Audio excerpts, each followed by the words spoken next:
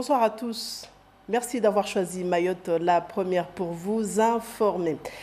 Ils n'auront plus besoin de se rendre à Mamoudzou pour effectuer leurs démarches liées à l'emploi ou à leur scolarité. Ce sont les jeunes de 15 à 30 ans de la commune de Bouéni. Un espace numérique inauguré ce matin à Mzoazia leur est dédié.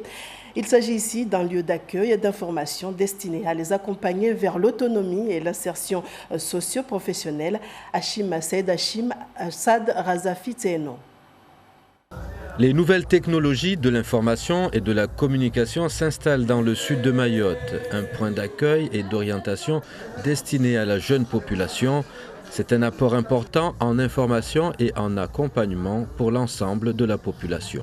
Il y aura une animatrice ici avec de la documentation pour permettre à l'ensemble de nos jeunes qui sont à la recherche d'informations ou de pouvoir s'insérer dans le milieu professionnel, scolaire, et ainsi de suite, de pouvoir faire ces démarches tout en étant accompagnés avec un accès aux outils de l'informatique, à Internet. Bref, en fait, il y a une ouverture tout simplement au monde.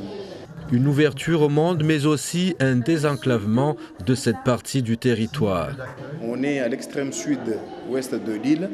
On est loin des équipements qu'on trouve sur Mamoudzou, des services publics qui sont concentrés sur le reste du territoire. Donc là, il s'agit tout simplement en fait, d'amener du service de proximité à la population. C'est une action soutenue par plusieurs institutions et services de l'État. D'autres projets d'espace numérique et points d'accueil jeunesse sont en cours. Ils seront répartis sur l'ensemble de la commune de Bouéni d'ici l'horizon 2020. Elles font à quoi et chacune à sa manière se bat et seule pour réussir et marquer de son empreinte l'histoire de sa commune. Raison pour laquelle la mairie a tenu à les rendre hommage ce samedi. Des femmes exceptionnelles, encore une fois honorées au lendemain de la journée internationale des droits des femmes, Henriette Banaïssa et Anastasia Laguera. Cette prolongation festive de la journée de la femme à Akoua est très importante.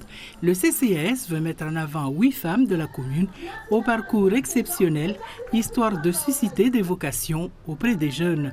Il voulait par la même occasion attirer l'attention des hommes qui ne s'investissent pas dans les projets conduits par les femmes. À Akoua, les femmes se donnent à 200% pour réaliser quelque chose. Leur rêve est de devenir ainsi une source d'inspiration pour leurs enfants et les enfants du village, mais selon elle, les hommes ne les soutiennent pas. Je suis vraiment attristée de voir qu'aujourd'hui, on n'a pas vraiment le soutien des hommes. Aujourd'hui, on est sur un événement qui est consacré aux femmes, mais qui n'est pas interdit à la participation des hommes. Et aujourd'hui, quand on regarde sur cet événement, on a vraiment peut-être sur une centaine de femmes qui ont participé, une dizaine d'hommes qui sont venus pour nous voir. Donc ça, je trouve ça quand même d'une tristesse que je ne peux pas définir, mais je pense qu'aujourd'hui, l'homme et la femme, elle a sa place dans la société, dans le sens où on a besoin de se réunir et de s'unir pour pouvoir avancer dans le développement de Mayotte. Il faudrait que les mentalités changent, clame-t-elle. Bâtir un village et une société forte n'est pas seulement une affaire de femmes et encore moins l'éducation des enfants. Les hommes sont complètement absents. Donc c'est triste parce que quand je regarde au niveau tribunal, on voit la majorité du temps, c'est la femme qui vient avec son enfant et c'est triste. Parce que je pense que si les hommes étaient beaucoup plus présents, les hommes qui sont l'exemple de ces garçons, parce que ce sont que des hommes, que des garçons que j'ai rencontrés au tribunal, qui sont jugés au tribunal. Donc c'est triste. Je pense que si les hommes étaient exemples, on ne serait pas arrivé là. Et je suis joueuse en tant qu'attaquante dans le club de Racine du Nord. Donc c'est toujours les hommes qui sont mis en avant. Nous aujourd'hui, on a commencé la saison, on s'est réunis pour pouvoir dire ce que nous on pensait avant l'ouverture de la saison, notamment sur les équipements sportifs que nous devons avoir. Mais on se retrouve aujourd'hui à commencer la saison sans que nos souhaits n'ont été pris en compte. Le maire reconnaît que partout sur le territoire, la femme est au premier rang et donc il faut la valoriser elle d'abord, puis l'aider à concrétiser ses projets. une journée très symbolique, une journée qui met à l'honneur la femme. Je me suis dit ça c'est la plus belle occasion pour faire la publicité du CCAS aussi. Il y a des femmes de bonne volonté, des femmes de compétences qui veulent aujourd'hui s'afficher dans notre société comme acteurs, actrices parce qu'ils ont beaucoup à nous apporter. Donc maintenant, c'est à nous de pouvoir les intégrer dans notre système, que ce soit économique, politique, qui sont déjà là. Hein.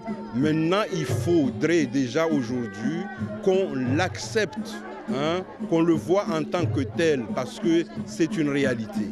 Ça n'a pas été facile en fait de monter cette entreprise, mais j'ai persévéré. Ça fait 8 ans que je suis là et j'essaie de développer au maximum mon entreprise comme je peux.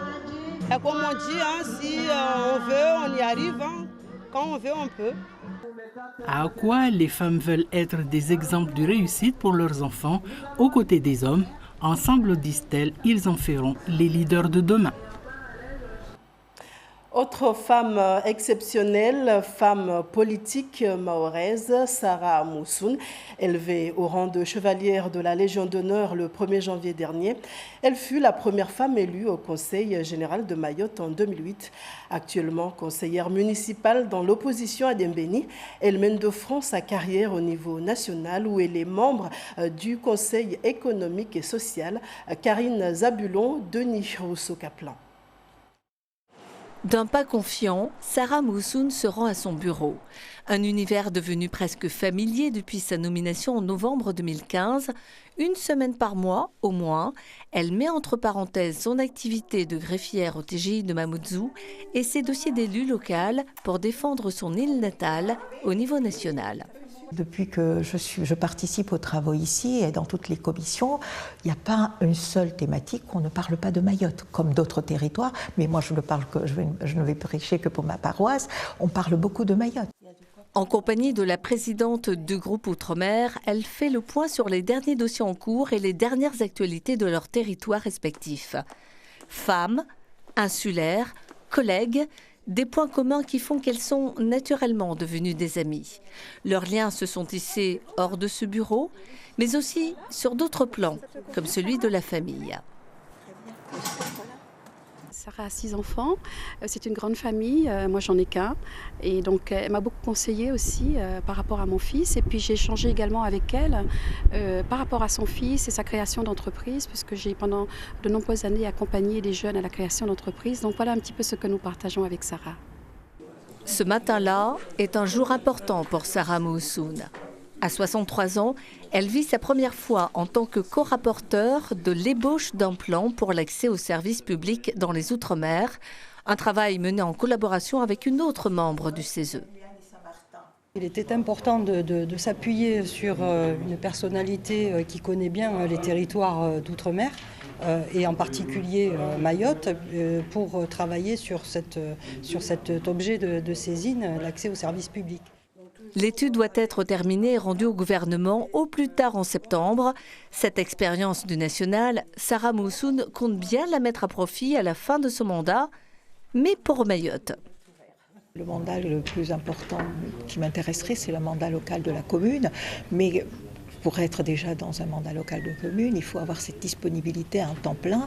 Et je ne me sens pas encore dans cette disponibilité, mais peut-être même que je participerai à une liste portée par des amis. En attendant de mener bataille pour conquérir la commune de Dembéni à Mayotte en 2020, elle devra d'abord défendre son dossier dans cet hémicycle du CESE. Culture pour refermer ce journal. Les jeunes le surnomment le roi du dancehall.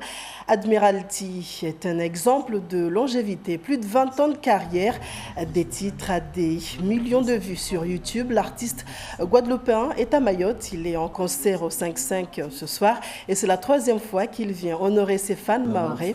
On écoute donc Admiralty qui est avec Assad Razafi Tseno. J'ai parlé avec différents artistes ici, de jeunes artistes qui se débrouillent très très bien. Après, c'est comme vous savez, les îles, quand on vient des îles, moi je viens de la Guadeloupe, c'est un peu plus compliqué par rapport à notre insularité que quand on est en métropole ou bien aux États-Unis, etc., dans les grandes capitales. Donc automatiquement, il faut faire son nom déjà chez soi, dans son île. Et après, faire en sorte, en tout cas, garder cette authenticité, parce que nous, en fait, dans les îles, on a ce plus qu'on a, c'est-à-dire que c'est l'authenticité, l'originalité et puis nos traditions.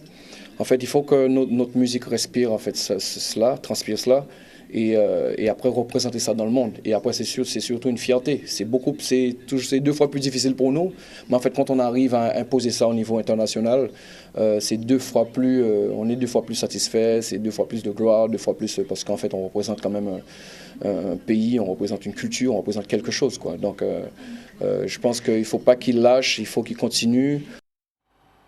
Autre rendez-vous musical à ne surtout pas manquer ce soir à Tchevani cette fois-ci, ce sont les Poetic Lovers qui promettent un show sans précédent à leurs fans nostalgiques. Il y a 20 ans, des titres comme Prenons notre temps ou encore Qu'il soit ainsi étaient dans toutes les bouches.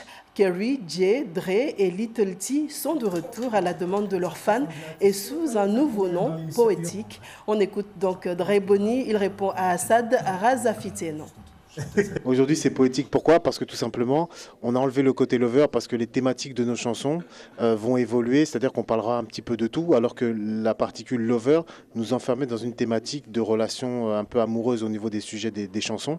Et comme on a grandi, à l'époque on était des gamins, aujourd'hui on est des hommes, on a envie d'explorer plusieurs horizons et donc de parler tout. Donc ne plus être limité par le nom poétique lover qui enfermait, on a envie de parler tout. Donc c'est pour ça qu'on s'en est débarrassé et qu'on garde uniquement le nom poétique. C'est nous qui avons décidé de nous être en retrait pour se concentrer un petit peu chacun sur son domaine personnel. Mais justement, ça a créé, je pense, une nostalgie. Et c'est cette nostalgie-là qui, je pense, fait en sorte qu'on est vraiment bien accueillis partout où on va, que ce soit dans les îles ou même en métropole. Donc voilà, c'est un temps qui a fait en sorte que les gens n'ont pas oublié nos chansons et les gens nous ont même parfois regretté. Donc je pense que le fait qu'on revienne aujourd'hui, ça crée une émulation. Voilà pour les fans et sachez que le groupe Poétique est donc en tournée dans l'océan Indien. Voilà qui met un terme à cette édition. Je vous retrouve dans un instant pour votre journal en Chimaoré.